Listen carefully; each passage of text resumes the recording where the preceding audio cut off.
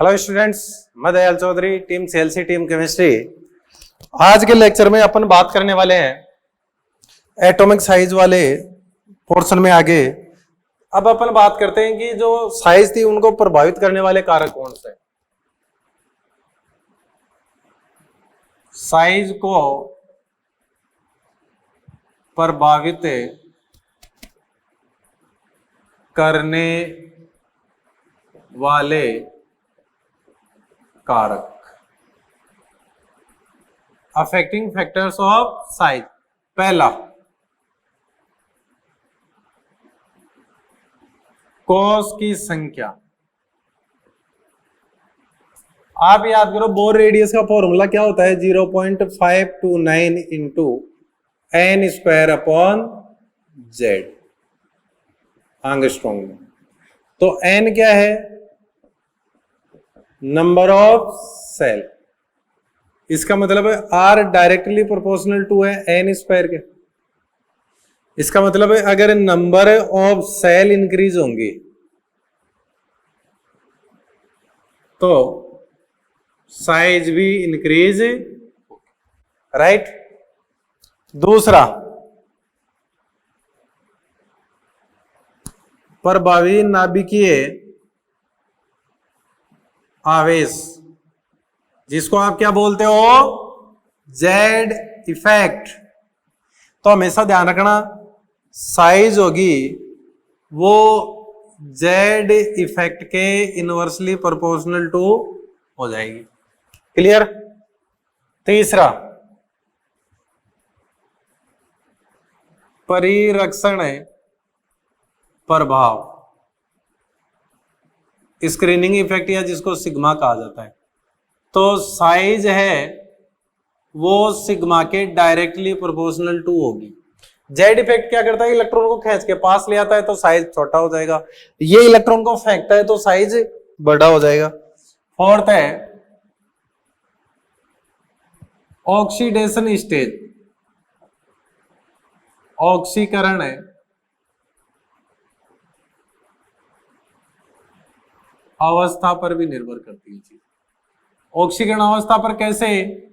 जो साइज होती है वो पॉजिटिव ऑक्सीडेशन स्टेज के तो इनवर्सली प्रोपोर्शनल टू और नेगेटिव ऑक्सीडेशन स्टेज के डायरेक्टली प्रोपोर्शनल टू होती है। बात आ गई क्या समझ में? तो ऐसे ये ऑक्सीकरण अवस्था पर भी निर्भर करती है। तो ये वो कारक हैं जिन पर साइज क्या करती है? निर्भर करती है। इलेक्ट्रॉनिक विन्यास का स्थायित्व है, इस पर साइज का कोई फर्क नहीं पड़ता। बात आ गई क्या समझ में? सिर्फ ये फैक्टर है जिनमें भेदन क्षमता का कोई फर्क नहीं पड़ता। क्या है ये? आगे देखेंगे भेदन क्षमता वगैरह। तो इससे एक आवर्तीयता क्या हो गई? आवर्तीयता ये हो गई कि L2R जा रहे हैं तो जेड इफेक्ट बढ़ रहा है, इसलिए साइज लगातार क्या होगी? कम होगी। ये एक ट्रेंड हो गया। और अगर वर्ग में T2B चलते हैं तो क्या होता है? स्क्रीनिंग इफेक्ट, मतलब सिग्मा बढ़ता है।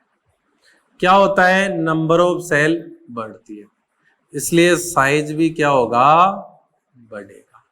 तो ये एक ट्रेंड हो गया। मैंने पहले ही कहा था कि जब भी अपन बात करेंगे किसी भी आवर्ती गुणधर्म की, जेड इफेक्ट, आवर्त में तो जेड इफेक्ट से और वर्ग में किससे समझाएंगे? स्क्रीनिंग इफेक्ट से। लेकिन ये बात हमेशा से ही नहीं है, इसमें कुछ अनियमितताएं हैं।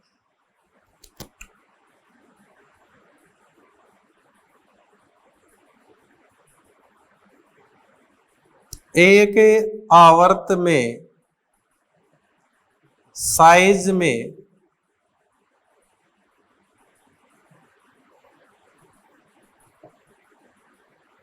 अनियमितताएं,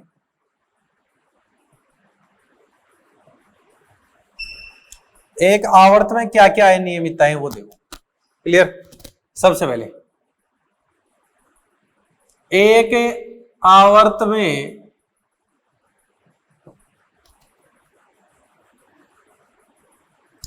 L2R जाने पर साइज डिक्रीज होती है, क्योंकि आवर्त में L2R जाने पर जेड इफेक्ट मतलब परभुनाभिक आवेश जेड इफेक्ट बढ़ता है। इस आधार पर क्षार धातु सबसे बड़ी होनी चाहिए।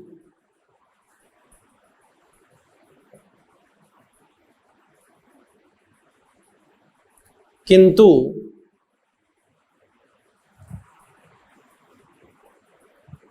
इनर्ट गैसेज क्षार धातुओं से भी बड़ी होती है,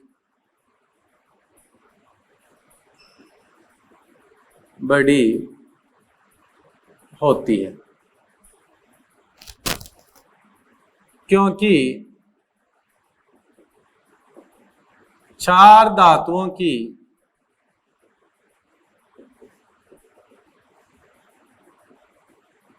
वॉन डेर वाल त्रिज्याएं मापी जाती है।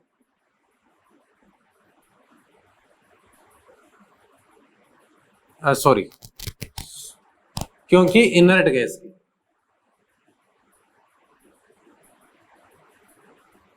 इनर्ट गैसेस की वॉन डेर वाल त्रिज्याएं मापी जाती है। और आपको बताया वॉन डेर वाल त्रिज्या सबसे बड़ी होती है, राइट। जैसे मैं सेकंड पीरियड की बात करूं, सेकंड आवर्त, तो सेकंड आवर्त में आ जाऊं lithium, beryllium, boron, carbon, nitrogen, oxygen, fluorine और ये नियोन। अब आपको यहां साइज बतानी है। तो L2R चलने पर मैंने क्या कहा था, साइज लगातार कम होती है, तो साइज लगातार कम हो रही है। लेकिन इनर्ट गैसेस सबसे बड़ी, तो ये गलत हो जाएगा, ये सबसे बड़ी होगी। और बड़ी भी कहां, लिथियम से भी बड़ी। बड़ी भी कहां रहेंगी, ये लिथियम से भी बड़ी रहेंगी। बात आ गई क्या समझ में? कारण नियॉन की वॉन डेर वाल त्रिज्या मापते हैं। बात आ गई क्या समझ में? ऐसे ही तीसरे आवर्त की बात कर लो अपने, थर्ड आवर्त। थर्ड आवर्त की बात करें तो कौन कौन आ गया यादव? सोडियम आ गया, मैग्नीशियम आ गया, एल्यूमिनियम आ गया, सिलिकॉन आ गया, फॉस्फोरस आ गया, सल्फर आ गया, क्लोरीन आ गया और आर्गन आ गया। तो कंटिन्यूसली साइज क्या हो रही है, डिक्रीज। लेकिन आर्गन आपका सबसे बड़ा, कारण आर्गन की वॉन डेर वाल त्रिज्या मापी जाती है। बात आ गई क्या समझ में? ये ट्रेंड किस में हो गए, अनियमितता है कि नहीं? ऐसे ही डी श्रेणी में भी अनियमितता होती है। देखो कैसे, इसका स्क्रीनशॉट ले लो, आई होप सबने ले लिया होगा।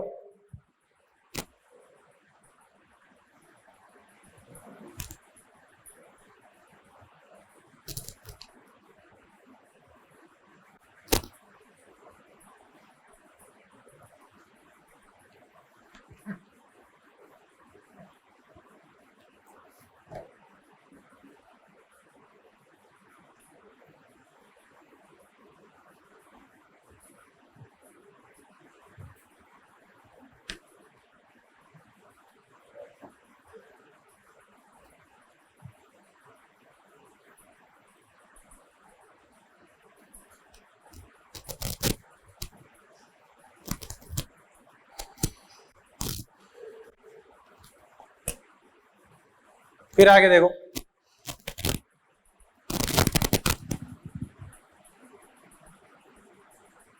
डी श्रेणी में अनियमितता सिर्फ 3D की पूछता है रे, 4D के पास जाने की जरूरत नहीं है, 4D 5D के पास, ठीक है। जो पूछता है अपन उसी की बात करें। ये आ गई 3D श्रेणी।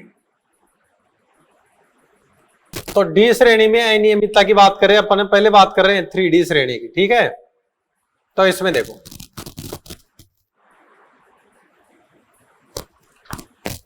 Scandium, titanium, vanadium, chromium, manganese, iron, cobalt, निकल, कॉपर और जिंक। सबसे पहले इनमें जो बात की जाती है एटॉमिक रेडी की बात करता हूं। परमाणु त्रिज्या इन पिकोमीटर में बताऊंगा। वैसे एक चीज ध्यान रखना, यह कहा जाता है कि यहां से यहां चलने पर साइज लगातार क्या होती है, कम होती है, फिर इसकी साइज बढ़ती है, फिर ये कम हो जाती है, फिर इनकी ऑलमोस्ट सेम चलती है और फिर अचानक से साइज बढ़ जाती है। हालांकि कई बार इसको जनरली यहां तक कम होता हुआ बता देते हैं, जो कि गलत है।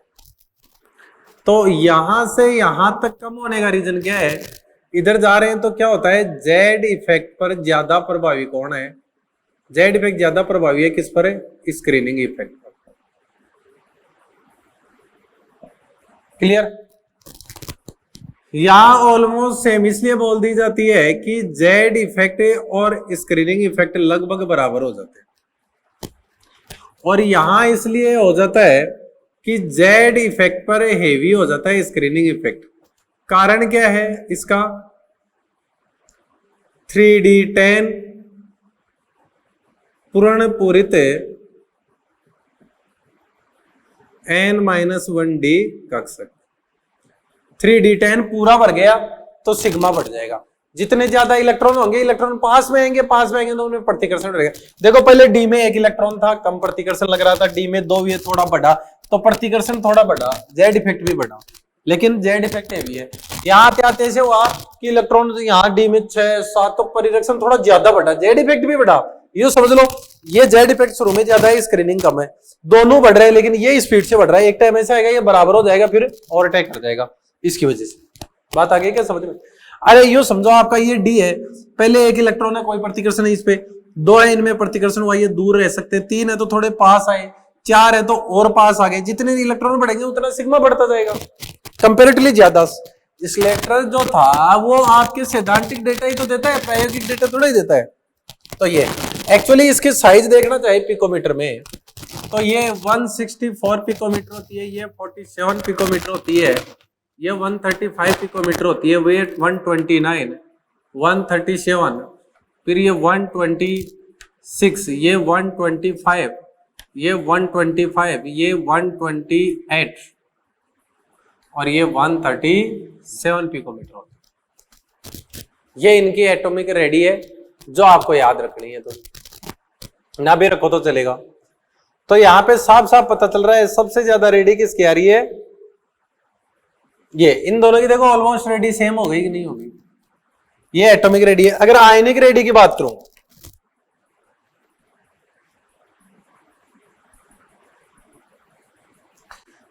कौन सी, M+2 आयन, जब ये +2 में हो तो scandium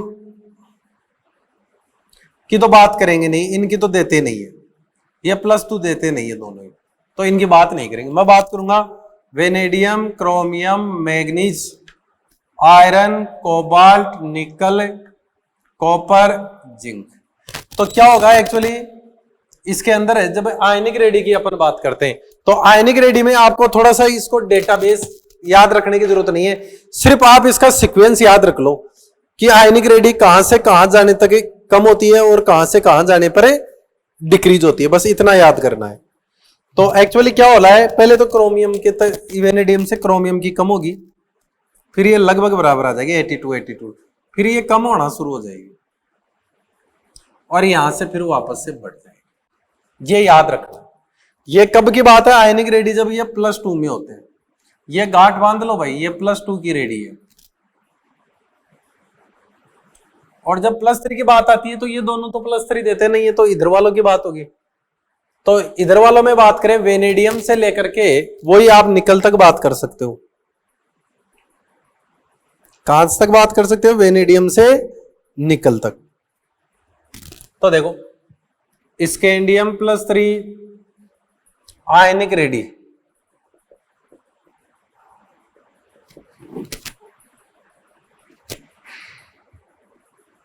M+3 ion, scandium, titanium, vanadium, chromium, manganese, iron,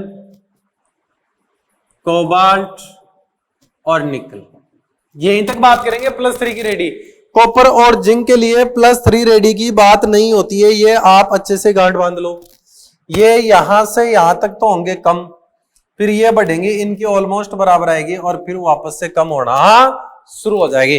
तो +3 की रेडी में तो कोई ज्यादा लपड़े हैं ही नहीं, +3 की रेडी में कोई ज्यादा लपड़े नहीं है। +2 की रेडी इन दोनों की ऑलमोस्ट सेम रहेगी और +3 की रेडी इन दोनों की ऑलमोस्ट सेम रहेगी। आई होप सबके समझ में आ गया होगा। फिर आगे अपन बात करते हैं किसकी? 4F श्रेणी में। 4F श्रेणी में एटॉमिक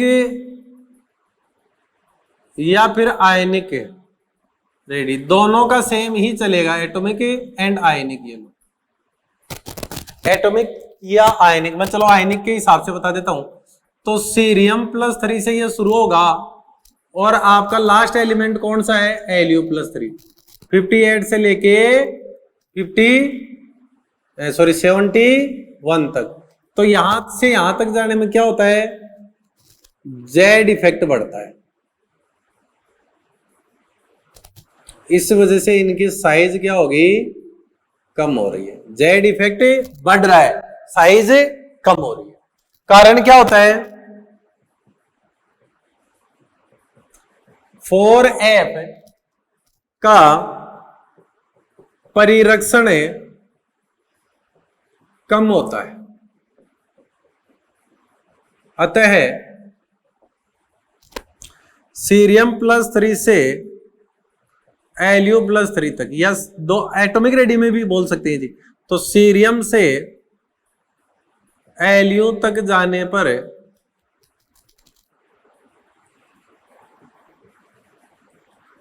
प्रभावी नाभिकीय आवेश जेड इफेक्ट लगातार बढ़ता है, जिसके कारण साइज कम होती है। इसे ही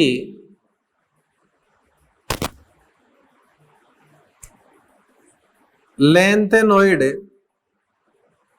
संकुचन कहते हैं। इसी को क्या कहा जाता है? लेंथेनोइड संकुचन कहा जाता है। यह चीज आपको याद रखनी है, राइट। फिर उसके बाद में अपन बात करें इसी प्रकार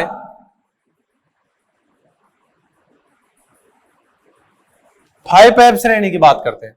तो इसके अंदर थोरियम से शुरू हो जाएगा, तो थोरियम +3 से लेकर के आप लॉरेंशियम +3 तक जाओ, 103 तक, 90 से। तो वही जेड इफेक्ट लगातार क्या हो रहा है? बढ़ रहा है, इस वजह से साइज लगातार कम हो। तो इसमें भी कह सकते हैं कारण क्या हुआ? 5F का परिरक्षण कम होता है, परिरक्षण कम होता है, जिसके कारण अतः थोरियम टू लॉरेंशियम तक जेड इफेक्ट इंक्रीज होता है, जिसके कारण साइज डिक्रीज होती जाती है। इस घटना को ही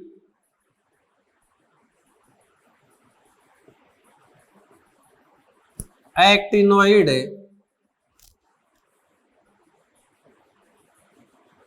संकुचन कहते हैं।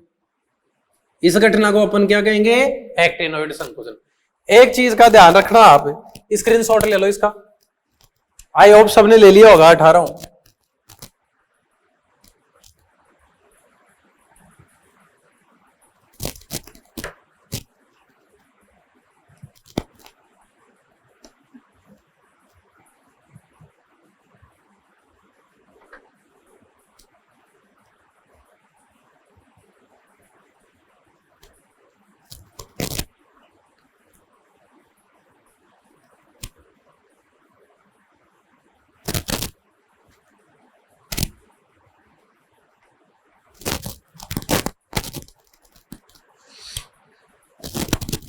नोट 5F 4F की तुलना में अधिक फैला हुआ होता है, अधिक विसरित होता है, जिसके कारण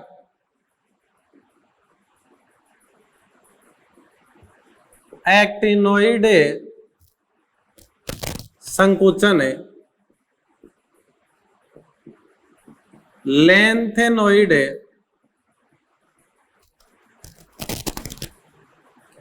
संकुचन की तुलना में अधिक प्रभावी होता है। और ये जो संकुचन होते हैं इनका प्रभाव बाद में पड़ता है, ये आप ध्यान। क्लियर? फिर आता है वर्ग में अनियमितताएं। वर्ग में अनियमितताएं। अब वर्ग में साइज लगातार क्या होनी चाहिए? बढ़नी चाहिए, लेकिन इसमें भी अनियमितताएं। कैसे? देखो, वर्ग की अनियमितताओं की अपन बात करने वाले। जैसे 13 बोले तो थर्ड है, बोरॉन परिवार की मैं बात कर रहा हूं। तो इसमें कौन है? बोरॉन है, एल्यूमिनियम है, गैलियम है, इंडेनियम है और थैलियम। और ये मैं बात कर रहा हूं एटॉमिक रेडी की, परमाणु त्रिज्या की। आयनिक त्रिज्या में यहां पे कोई भी वेरिएशन नहीं है। मैं ये नहीं कह रहा कहीं पे भी नहीं है, लेकिन यहां पे इसमें वेरिएशन नहीं है। पिकोमीटर में साइज बता रहा हूं इसकी, in picometre, atomic radii in picometre. तो देखो, इसकी होती है 88 पिकोमीटर, इसकी होती है 143 पिकोमीटर, इसकी 135 पिकोमीटर, इसकी होती है 167 पिकोमीटर और इसकी होती है 170 पिकोमीटर। तो साइज क्या बोलोगे? यहां से यहां जाने पे बढ़ी, फिर कम हो गई, या कई बार इसको ऐसे बोल दिया जाता है कि ऑलमोस्ट लगभग समान हो गई, फिर साइज बढ़ गई, फिर लगभग समान हो गई। लेकिन एग्जैक्ट डेटा देखा जाए तो एल्यूमिनियम बढ़ा रहता है किससे? गैलियम से। एग्जैक्ट देखा जाए तो इंडेनियम से बढ़ा रहता है थैलियम। एग्जैक्ट डेटा भी साथ में ध्यान रखना। तो उस हिसाब से देखा जाए तो क्या हो गया? बोरॉन। बोरॉन के बाद में कौन आ गया? गैलियम। गैलियम से बड़ा एल्यूमिनियम, एल्यूमिनियम से बड़ा इंडेनियम, इससे बड़ा थैलियम। ये एकदम परफेक्ट ऑर्डर हो गया डेटाबेस, राइट? इसका रीजन क्या है? ये बोल तो चाहिए। इसका रीजन क्या है? संक्रमण संकुचन। ड्यू टू, ये इसका कारण हो गया। संक्रमण संकुचन क्या होता है? आपने देखा 3D सीरीज में साइज इधर जाने पर कम हो रही थी, वही संकुचन है। साइज का कम होना संकुचन है, उसका प्रभाव यहां पड़ा है। और यहां से नहीं बोल सकते ये तो बड़ा ही लिख रहा हूं, इसको आप यूं कर लो, इक्वल का ये एक ही बात है ये। और यहां लगभग बराबर आने का रीजन क्या लिखूंगा? लैंथेनोइड संकुचन, ये लेंथेनॉइड संकुचन हो गया। आयनिक रेडी में कोई वेरिएशन नहीं है, नीचे जाने पे बढ़ेगी आयनिक रेडी तो डन। तो ये याद रह जाएगा आपको। 14 ग्रुप में 14 टू 18 तक कोई वेरिएशन नहीं है। T2B जाने पर ऑलवेज साइज इंक्रीज, मतलब आगे और कोई वेरिएशन नहीं है। ये आप गांठ बांध लो, एक भी वेरिएशन नहीं है। कहा 14 से 18 ग्रुप में, सिर्फ 13 ग्रुप में है। फिर मैं बात करता हूं इन डी ब्लॉक।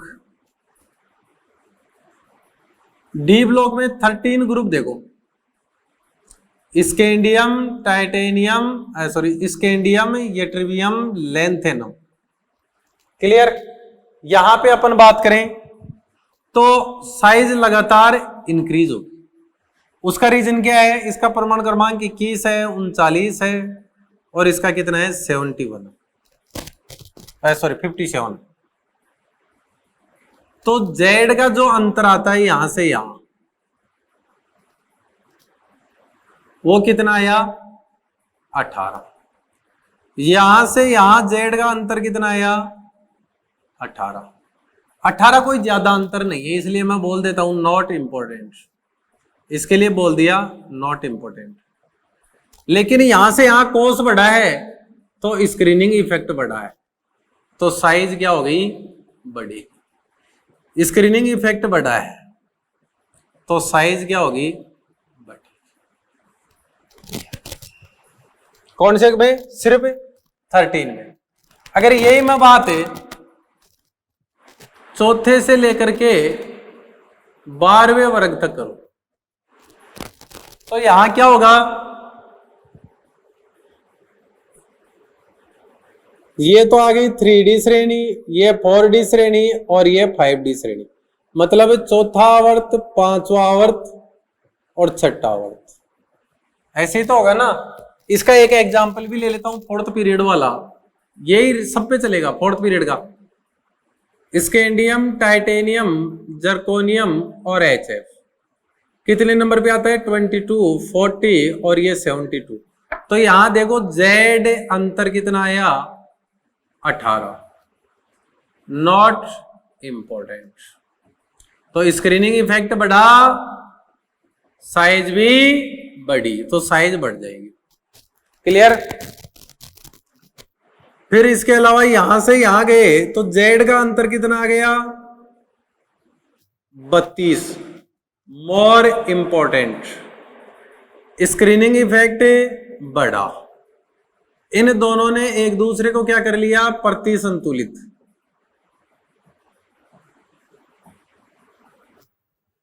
इसके कारण साइज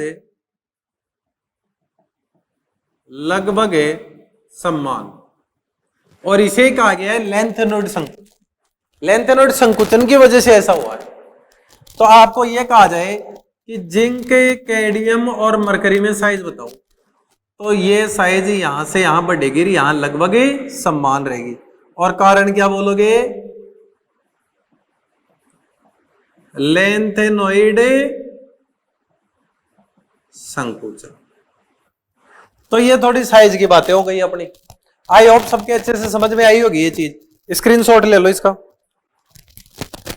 ले लिया सबने? फिर देखो आगे।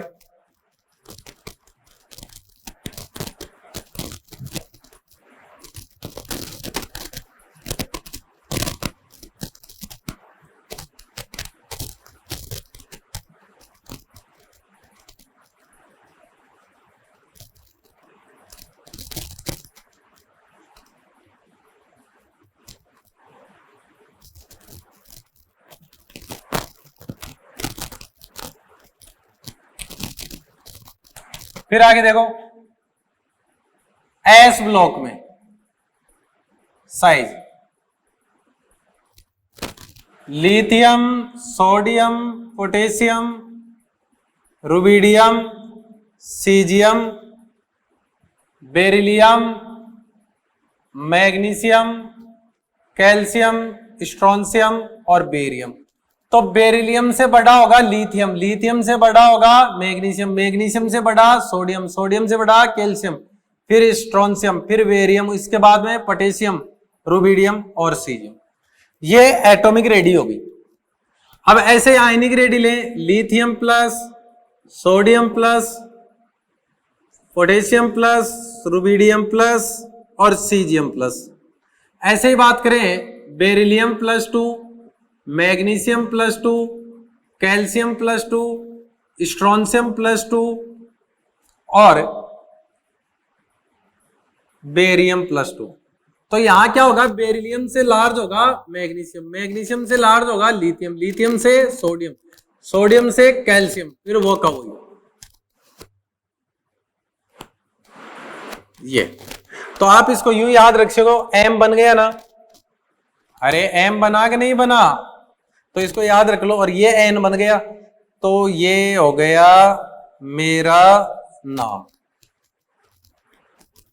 ये हो गया मेरा नाम, ये चीज याद है। और यहां क्या आ जाएगा, एन एन, तो इधर आ जाएगा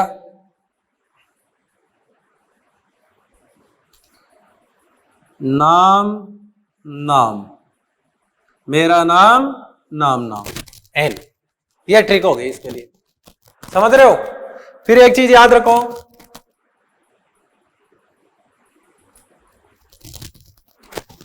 जो आयन है जितना छोटा होता है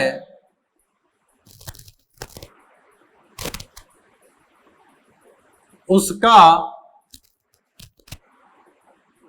जल योजित रूप उतना ही बड़ा होगा।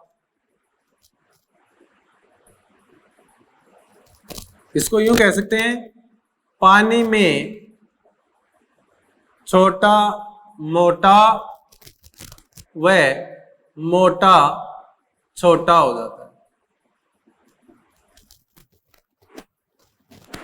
ये आप हिंट याद रखो अपना, पानी में छोटा मोटा और मोटा छोटा हो जाता है। कारण क्या है, देखो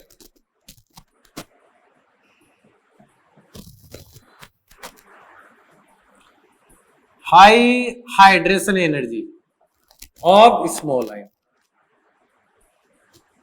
छोटा आयन होता है उसकी हाइड्रेशन एनर्जी ज्यादा होती है। कैसे, आप इस चीज को ध्यान रखो, हाइड्रेशन मतलब जलयोजन ऊर्जा, जलयोजन ऊर्जा।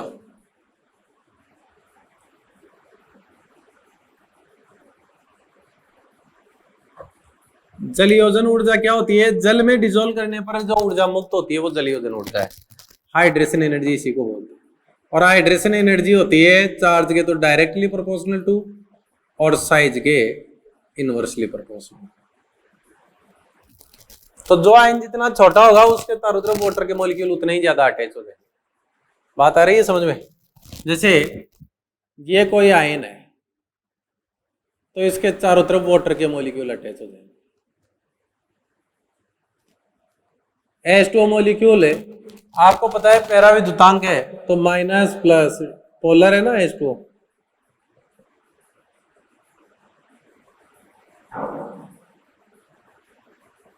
H2O अणु ये, तो वो क्या हो जाएगा, मोटा हो जाएगा। जैसे आपको कहे एग्जाम्पल ले ले, lithium plus sodium plus rubidium plus caesium plus lithium sodium potassium रह गया, पोटेशियम प्लस रुबिडियम प्लस और सीजियम। तो इधर जा रहे हैं अपन, तो क्या हो रहा है, साइज बढ़ रही है। रीजन क्या है, क्योंकि इधर जाने पर है नंबर ऑफ सेल वो क्या हो रही है, बढ़ रही है, इसलिए साइज इनकी बढ़। लेकिन ये चीज मैं यूं बोल दूं, lithium plus aqueous, sodium plus aqueous, potassium plus aqueous, rubidium plus aqueous और सीजियम प्लस एक्वस, ये मैं बोल देता हूं। तो अब साइज क्या होगी, उल्टी चलेगी।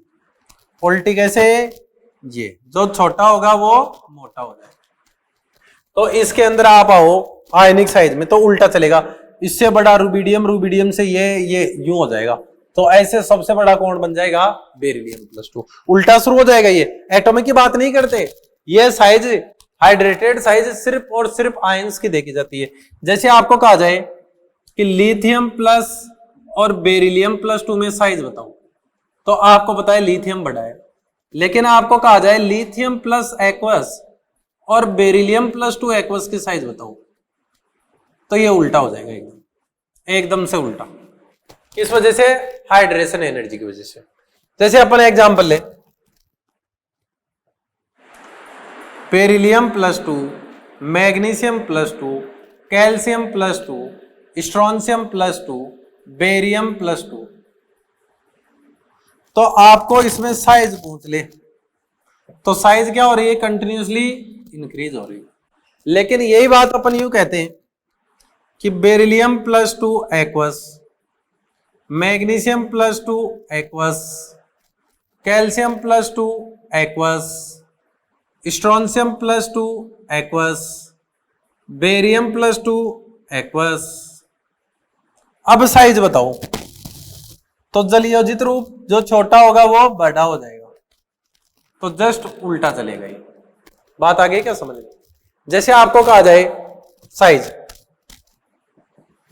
सबसे बड़ा कौन है, लिथियम प्लस, फिर मैग्नीशियम +2, फिर एल्यूमिनियम +3, फिर बेरिलियम +2। लेकिन यही साइज एक्वस मीडियम में देखो ना, लिथियम प्लस एक्वस सबसे छोटा, इससे बड़ा मैग्नीशियम +2 एक्वस, इससे बड़ा एल्यूमिनियम +3 एक्वस, और सबसे बड़ा बेरिलियम +2 एक्वस। ये आपको याद रखो। मतलब जलीय विलयन में जो आयन जितना छोटा होगा, जलयोजित रूप उसका उतना ही बड़ा हो जाएगा। फिर आगे देखें,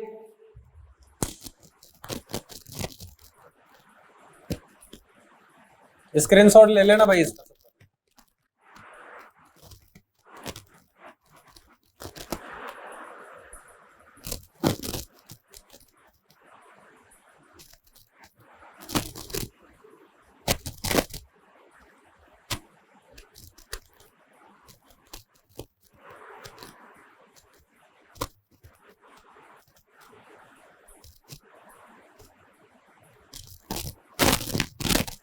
फिर अपन बात करते हैं आयनिक मोबिलिटी, ये चालकता, इसी में बात कर लेते हैं जब साइज आ गई। तो चालकता जो होती है वो इनवर्सली डायरेक्टली प्रोपोर्शनल टू होती है मोबिलिटी ऑफ आयन। मतलब है आयनों की गतिशीलता, राइट। और आयनों की गतिशीलता साइज के चलती है व्युत्क्रमानुपाती। तो ये भी साइज के व्युत्क्रमानुपाती होगी चालकता। आयनिक गतिशीलता होती है वो चार्ज के समानुपाती, तो ये भी चार्ज के सीधे समानुपाती होगी। तो आप यूं समझ लें, lithium plus sodium plus rubidium plus potassium plus rubidium plus caesium plus. अब इसमें आपको कहा जाए साइज बताओ, तो साइज क्या होगी, साइज लगातार बढ़ रही है। आपको कहे मोबिलिटी बताओ, गतिशीलता, तो मोबिलिटी लगातार क्या हो रही है, कम। तो आपको कहे चालकता बताओ, तो चालकता मोबिलिटी के साथ रहेगी। लेकिन यही चीज आपको अगर ऐसे कह देता कि lithium plus aqueous, sodium plus aqueous, potassium plus aqueous, rubidium plus aqueous और सीजियम प्लस एक्वस, ये आपको कह देता तो इनमें साइज क्या हो जाएगी, जो छोटा होगा वो मोटा हो जाएगा, तो ये आ जाएगी साइज। और अगर साइज ये आ गई तो मोबिलिटी क्या आ जाएगी, तो मोबिलिटी ये आ जाएगी, उल्टा जाएगी ना साइज से। और जब मोबिलिटी होगी तो चालकता भी आपकी मोबिलिटी के साथ होगी। क्लियर। जैसे आपको कहा जाए कि लिथियम प्लस और बेरिलियम प्लस 2 की बात करें, लिथियम प्लस और बेरिलियम प्लस 2 की, तो साइज का ऑर्डर क्या आएगा, ये। तो मोबिलिटी का क्या आएगा, उल्टा। तो चालकता कैसे होगी, ये। लेकिन यही चीज अगर ऐसे बोल देता, lithium plus aqueous beryllium plus 2 aqueous. Clear. तो देखो साइज का ऑर्डर क्या हो जाएगा, अभी ये हो जाएगा। मोबिलिटी क्या आ जाएगी, ये आ जाएगी। तो चालकता भी क्या आ जाएगी। तो ये आपको थोड़ा सा ध्यान। क्लियर। क्योंकि जिसका चार्ज ज्यादा होता है उसका हाइड्रेशन एनर्जी तो ज्यादा हो जाता है, तो ये थोड़ा सा लफड़ा यहां साइज से निपटा लेना आप। क्लियर। जैसे क्वेश्चन है, निम्न में से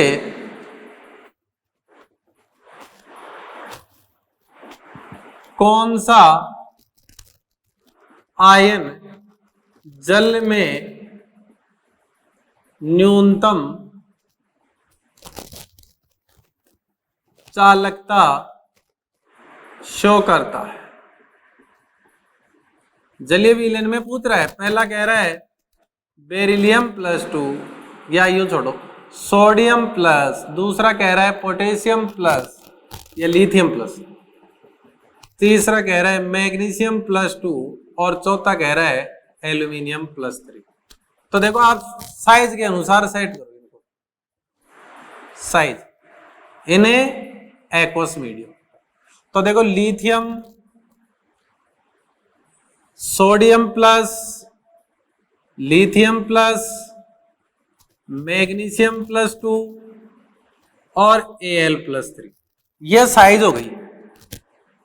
ये लो, अब यही साइज किसमें, साइज इन एक्वस मीडियम, जलीय विलयन में देख रहे हैं अब साइज। यही साइज देखेंगे किसमें, जलीय मीडियम। तो जल में जो छोटा होगा वो मोटा हो जाएगा। क्लियर। तो गतिशीलता क्या आएगी, मोबिलिटी क्या आएगी, साइज से उल्टी चलेगी। तो चालकता क्या आएगी, गतिशीलता के साथ चलेगी। तो लीस्ट चालक कौन सा आ गया, एल्यूमिनियम। तो आपका आंसर क्या आ जाएगा, यहाँ पे एल्यूमिनियम आ जाएगा। राइट। बात समझ में आई है आपके।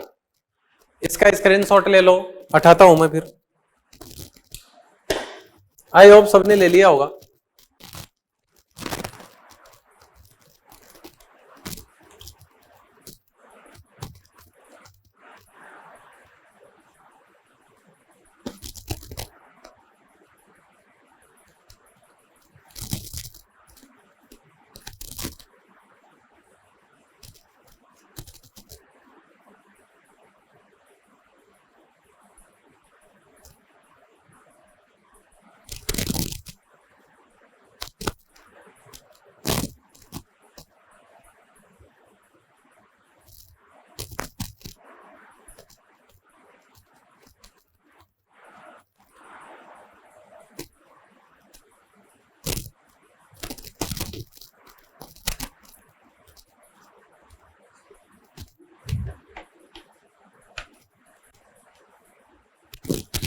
तो ऐसे ऑक्सीडेशन स्टेज को देख के आपको साइज पहचाननी होती। क्लियर।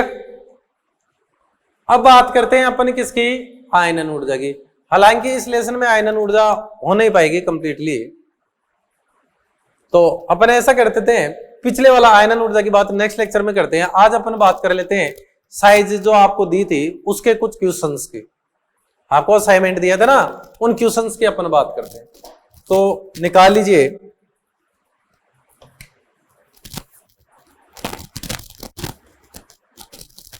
वर्कशीट निकाल ली सबने।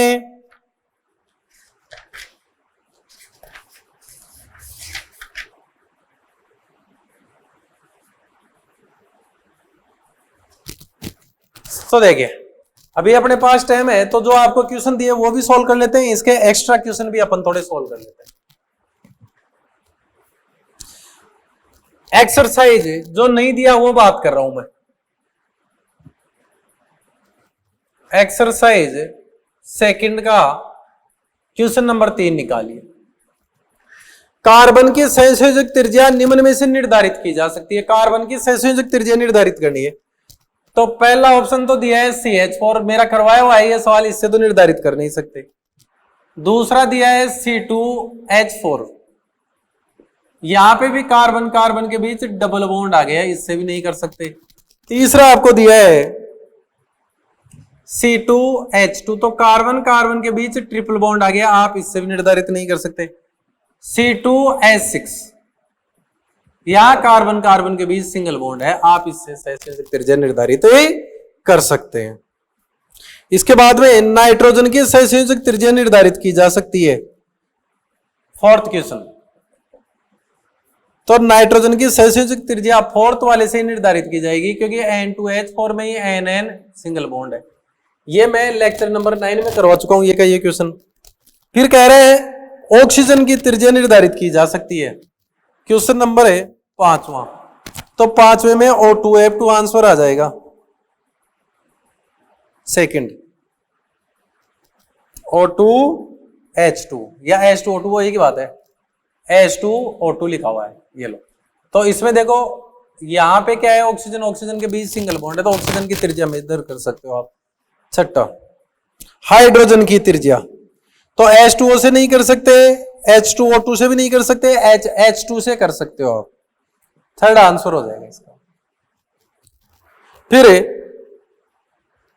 ये कह रहे हैं मैग्नीज की त्रिज्या सर्वाधिक किसमें है। क्वेश्चन नंबर 7वां देखो, मैग्नीज की त्रिज्या सर्वाधिक, तो सर्वाधिक त्रिज्या के लिए उसका उदासीन होना जरूरी है, तो फोर्थ ऑप्शन देखो Mn2CO10, तो इसका चार्ज 0 है, उदासीन है, तो सबसे बड़ी, बाकी में तो सब चार्ज्ड है। फिर किसमें आयरन की त्रिज्या सर्वाधिक होगी, 8वां क्वेश्चन, तो इसमें भी फोर्थ आएगा, ये भी मेरा करवाया हुआ है FeCO5 के अंदर। हाइड्रोजन की त्रिज्या सर्वाधिक किसमें होगी, क्वेश्चन नंबर है 9। NH3 में हाइड्रोजन माइनस में है, एक मिनट प्लस में है, ये -3 ये प्लस। दूसरा H2SO4 हाइड्रोजन प्लस में है। तीसरा CH4 हाइड्रोजन प्लस में है। चौथा NaH हाइड्राइड ये माइनस में है, तो माइनस की त्रिज्या ज्यादा होगी। किसमें क्लोरीन की त्रिज्या सर्वाधिक है, 10वां क्वेश्चन देखो। Cl2 0 नहीं हो सकती, HCl minus Cl2O plus NaCl minus, तो यहां पर सबसे इजी गोइंग देखो, इसमें भी माइनस है, इसमें माइनस है, यहां कोवेलेंट रेडी है, यहां आयनिक रेडी है और एनाइन है, ये ध्यान रखना, क्योंकि इस पर आंशिक ऋणावेश होगा, इस पर आंशिक धनावेश, कोवेलेंट है, तो कंप्लीटली चार्ज तो यहां रख रहा है ना, तो फोर्थ आंसर आ जाएगा। फिर अगला क्वेश्चन है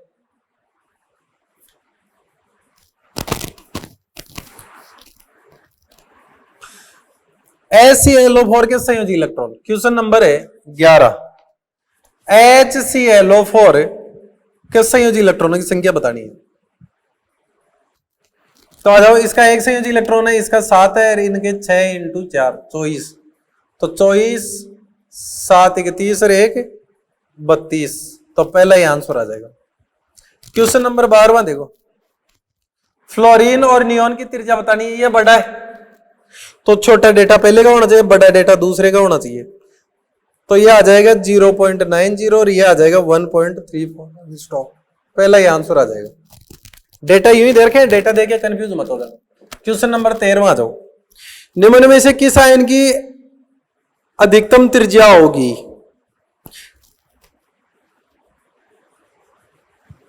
खैर ये चीजें आपको लेक्चर नंबर 10 में पढ़ाई है, तो ये आपका होमवर्क हो जाएगा।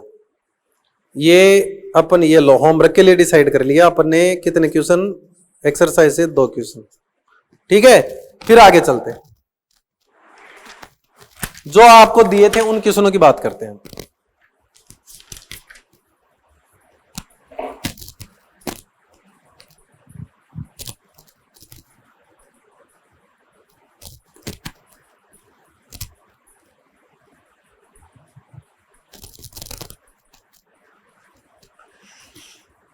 सबसे पहले स्टेज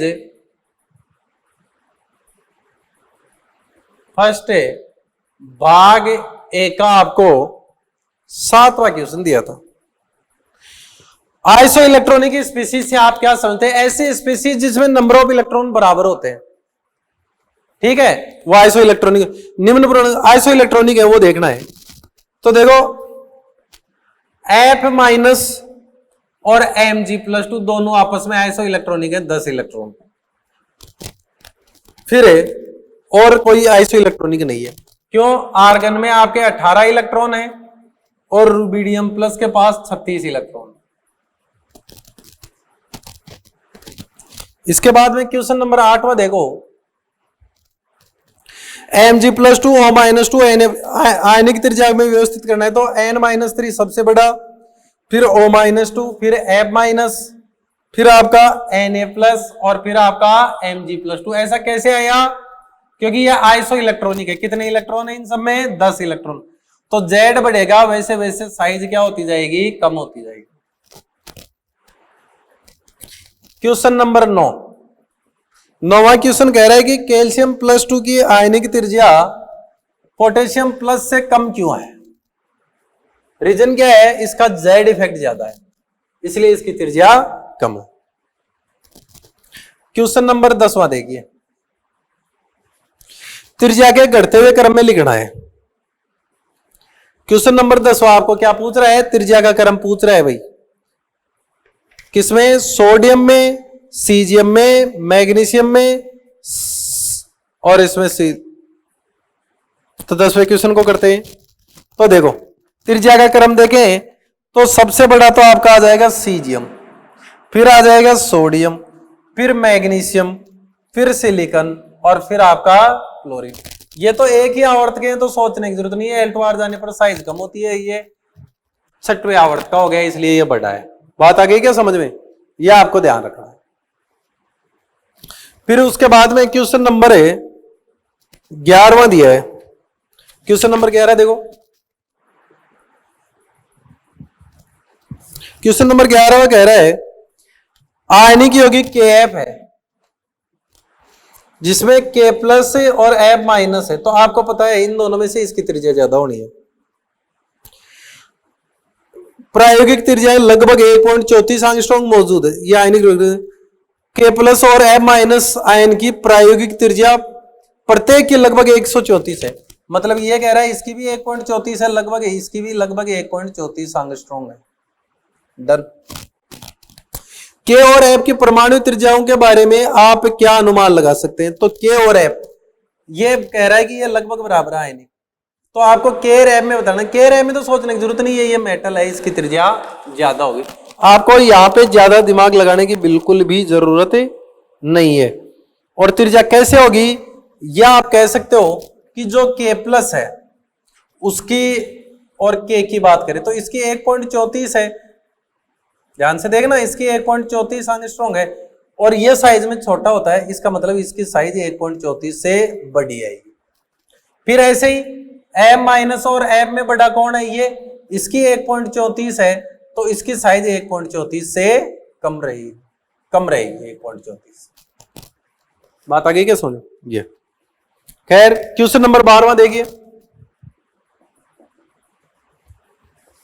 निम्नलिखित आयनिक त्रिज्या के क्रम में लिखना है। पूरा सेट कर दिया था। सबसे बड़ा तो कौन होगा? पोटेशियम, फिर लिथियम, फिर मैग्नीशियम +2 और फिर आपका एल्यूमिनियम +3। तो ये बात हो गई स्टेज सेकंड से। आगे चलते हैं 18 इसको।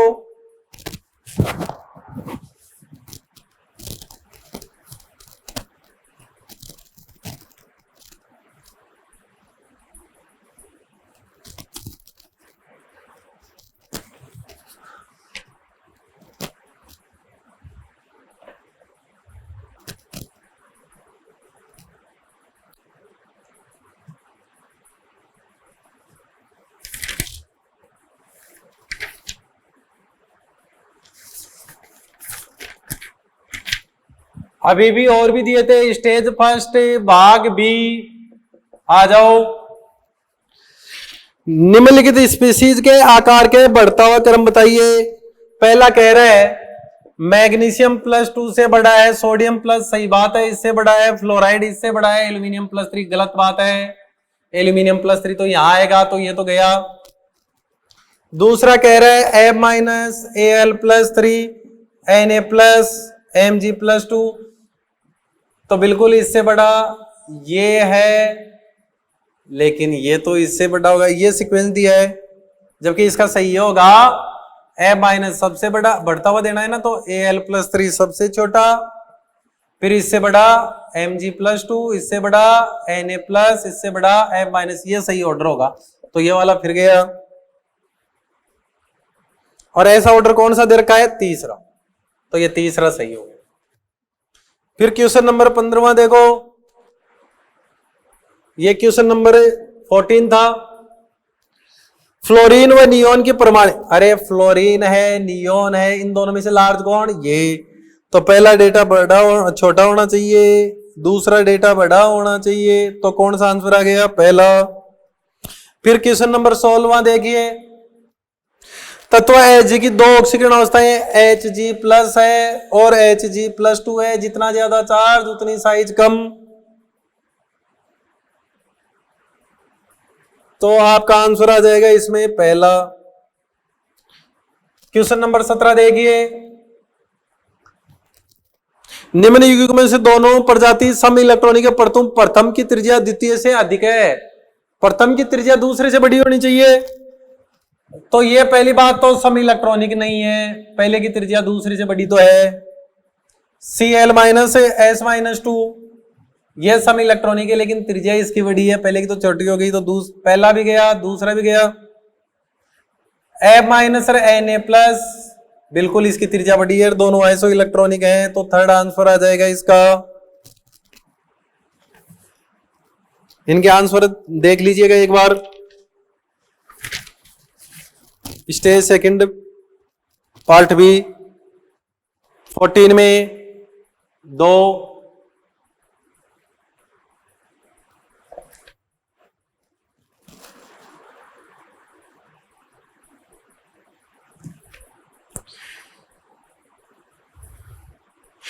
स्टेज सेकंड में पार्ट भी नहीं होगा ये शायद, स्टेज फर्स्ट में, सॉरी, स्टेज फर्स्ट का भाग भी है, तो स्टेज फर्स्ट भाग बी, तो 14 के अंदर क्या आ जाएगा? 3 सही है। 15 में कितना किया अपन ने? 1 सही है। 16 में 1 सही है।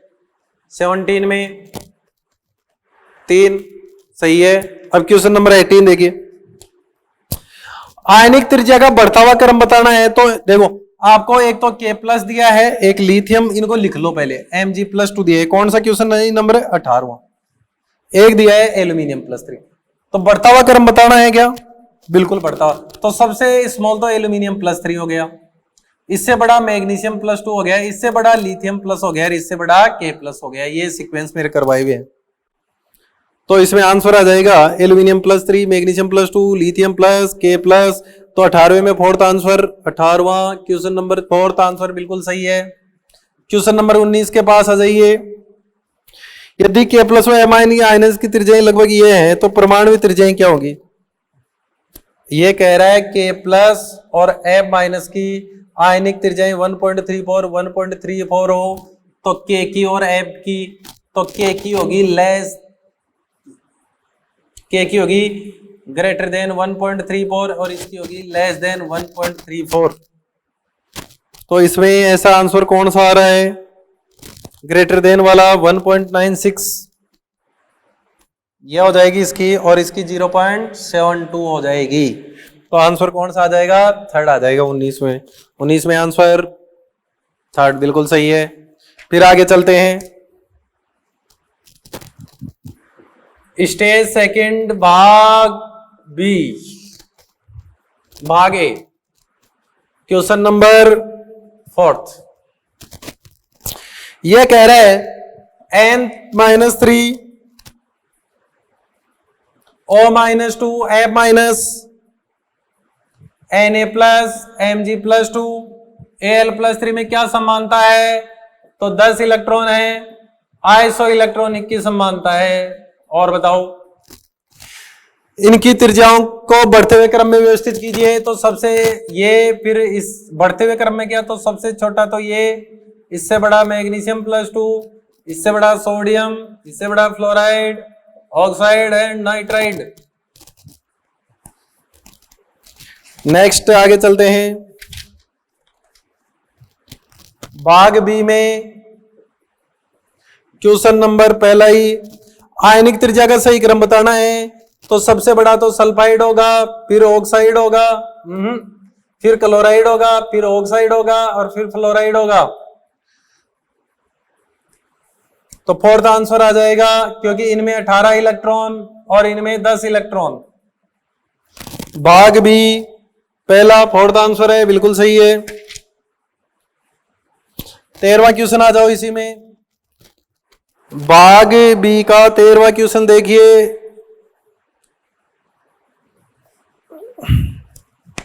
तेरहवां ही है ना? हाँ,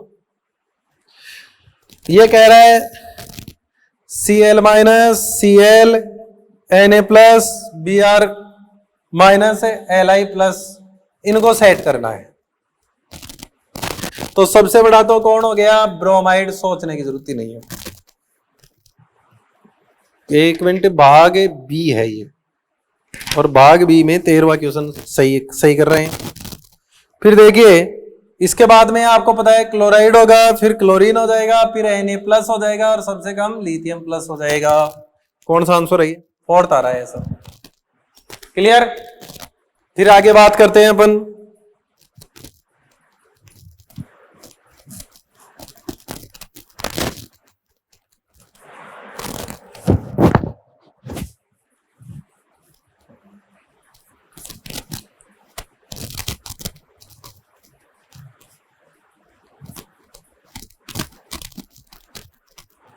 देखिएगा,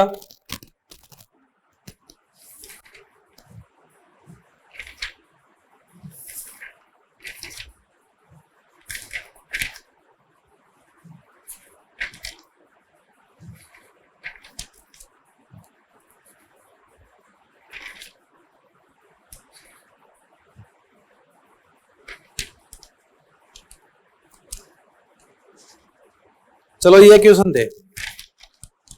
अब बात करते हैं कल का होमवर्क। तो कल के होमवर्क के लिए देख लो,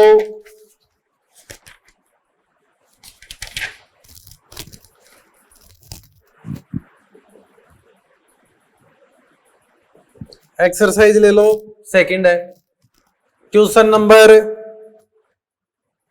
13 एंड 14।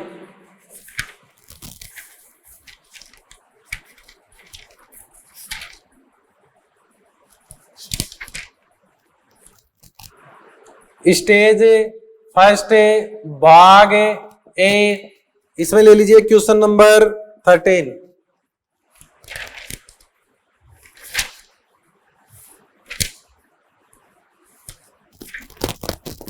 स्टेज सेकेंड भाग ए, क्वेश्चन नंबर ले लीजिए दूसरा।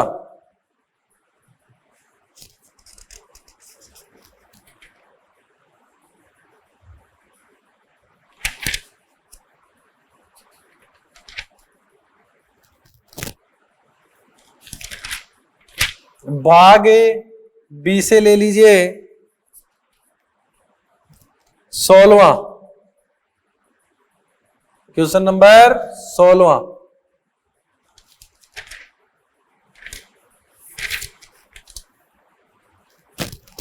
स्टेज थर्ड से ले लीजिए भाग ए से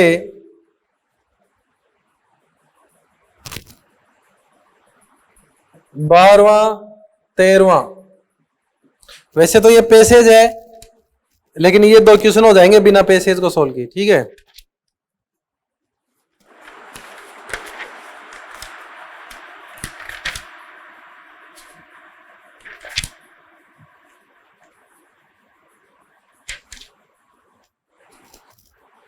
फिर आ जाइए स्टेज फोर्थ भाग ए, क्वेश्चन नंबर 5।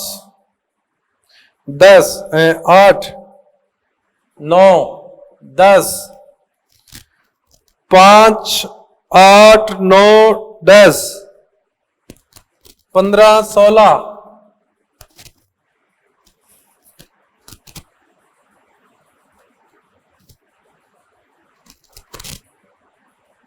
20,